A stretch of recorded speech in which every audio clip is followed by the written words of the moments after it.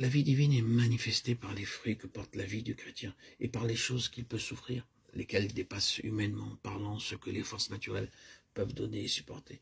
Il n'y a pas d'émotion spéciale, de frisson, il n'y a pas de sensation de force de vie, ce qui pourrait détourner du chemin de la foi. Il y a la vie.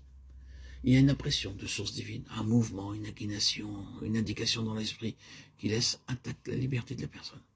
Et ces impressions de source divine sont tout intérieures et non pas extérieures.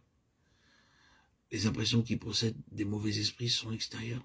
Elles ne se produisent que lorsque certaines conditions sont remplies. Par exemple, rester assis, immobile, dans l'inertie, dans la passivité, dans l'attente.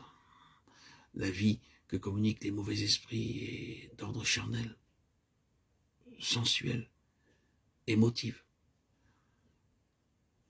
L'homme ressent des frissons de vie, des émotions agréables, exquises, mais pas de vraie puissance.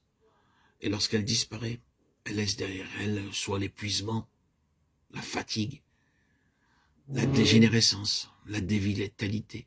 La personne est comme insensible, inerte. Il arrive qu'avec le temps, elle s'enfonce tout à fait dans les ténèbres à cause de cette paralysie de la sensibilité. Rappelons-nous que l'amour divin embrase le cœur. Il est versé dans le cœur par le Saint-Esprit. Il n'exclut pas un sérieux travail d'affranchissement du péché. Il n'exclut pas la haine du péché et de Satan, non plus que de tout ce qui est contraire à la justice. L'amour divin n'émousse pas les facultés. Au contraire, il fortifie chacune d'elles dans leur fonctionnement respectif. L'amour divin ne provoque pas de désir intense, ardent, maladif. Et il n'est pas une cause de faiblesse chez ceux auxquels il se communique. En ce qui concerne Satan et toutes ces légions de démons, il contrefait l'amour divin en amenant le croyant à tolérer le péché. Elle émousse le sentiment du juste et de l'injuste. Elle empêche de haïr d'une parfaite haine ce que Dieu est, car la faculté qui aime est aussi celle qui est. Les contrefaçons de l'amour divin et de l'amour humain étreignent la sensibilité de façon douloureuse et communiquent un désir pénible, irrésistible de l'objet de l'amour. Le feu divin exerce sa vertu purificatrice par la souffrance, Matthieu 3, 11, 12.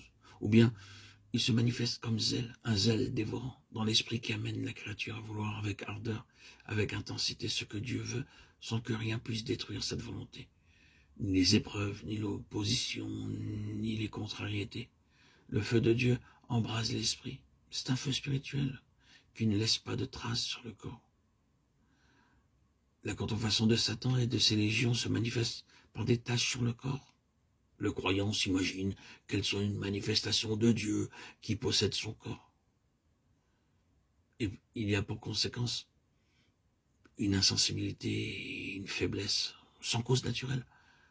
Parfois, ces manifestations se continuent. Elles entraînent la victime séduite, toujours plus profondément dans l'erreur.